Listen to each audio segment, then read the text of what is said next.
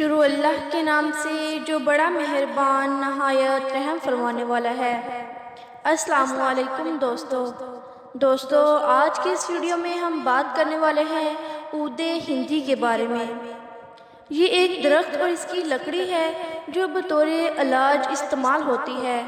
حضرت قیس بنت محصن رضی اللہ تعالیٰ عنہ فرماتی ہیں، میں نے حضور صلی اللہ علیہ وآلہ وسلم کو یہ فرماتے ہوئے سنا، تم اس عود ہندی کے استعمال کو اپنے اوپر لازم کر لو کیونکہ اس میں 7 شفائیں ہیں۔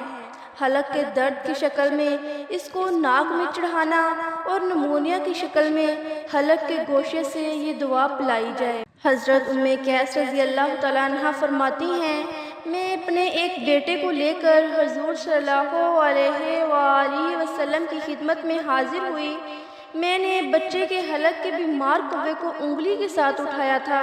حضور صلی اللہ علیہ وآلہ وسلم نے فرمایا، تم بچوں کے حلق میں انگلیاں کیوں ڈالتی ہو؟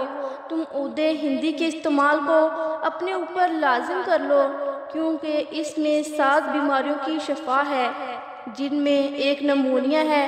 گلے کی بیماری کی شکل میں اس کو ناک میں چڑھایا جائے اور نمونیا کی شکل میں اس کو حلق کے کونے سے پلایا جائے۔ راوی کہتے ہیں، میں نے حضرت زہری کو یہ فرماتے سنا، حضور صلی اللہ علیہ وآلہ وسلم نے ہمارے سامنے 2 بیماریوں کو بیان فرمایا اور 5 کو بیان نہیں فرمایا۔ حضرت زید بن ارقم رضی اللہ تعالیٰ عنہ فرماتے ہیں، حضور صلی اللہ علیہ وآلہ وسلم نے ہمیں حکم دیا کہ ہم نمونیا کے علاج عود ہندی اور روغن زیتون سے کریں۔